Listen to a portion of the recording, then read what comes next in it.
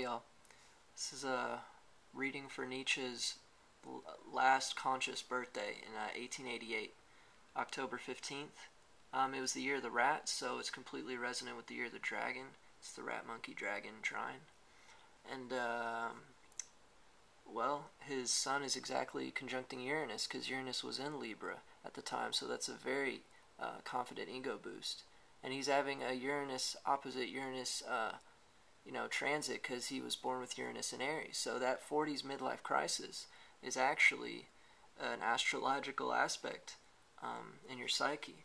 And here Saturn was in Leo, so his natal double conjunction in Aries and his moon in Sagittarius are trining Saturn. So there's a lot of discipline in those initial fire sign placements. And the moon's in Aquarius, so it's conjuncting his Neptune in Aquarius, and soon to conjunct his Jupiter in Pisces. And let's see what else we got here. I mean, Mercury and Venus are conjuncting his ascendant, so they're in a trine with his Jupiter in Pisces. And Pluto and Neptune are conjuncting in Gemini, the sign of communication. You know, that's also the Taurus-Gemini cusp, which those planets are in, is Emerson's birthday, May 25th, so I mean, his infatuation with Emerson at the time could be because of those planets as well. But yes, he is perfect proof of the psychic forces surrounding us, you know. He's proof that they're real, and yet he doesn't want you to not think for yourself at the same time. Like, all his destinies, his date of birth, is in complete harmony with what he says of himself. I mean, in his crazy letters in 1889, he was saying, you know, I have been Buddha in my past incarnations, and I've been Napoleon, well, stuff like crazy stuff, but I think he was on this sort of reincarnated state of mind in which he knew that we were all interconnected telepathically.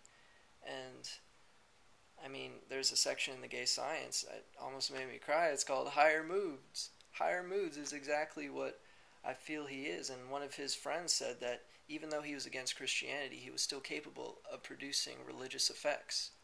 And this is exactly it. Like, he knows he is a fate. He's deeper than those scriptures because he's a real person. And,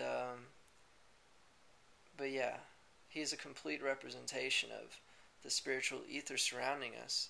And even though he knocked Christianity, which didn't like astrology, I mean, it was no knock. He said Buddhism is 100 times more realistic than Christianity, so he knows the benefits of certain spiritual practices. He calls Buddhism more of a hygiene, but I already said that in that video a while ago.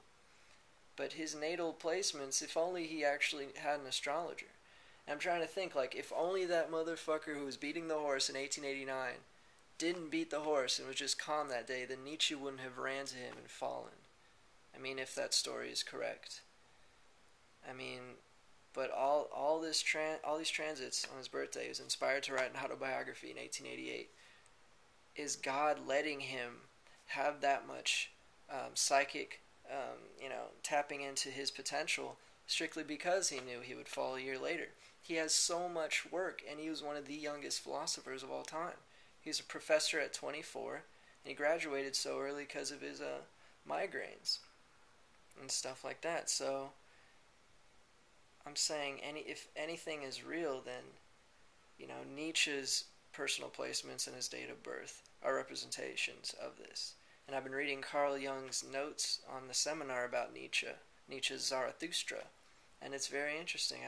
Carl Jung, I mean, he's into Swedenborg and astrology and Nietzsche. I mean, Carl Jung's my buddy now.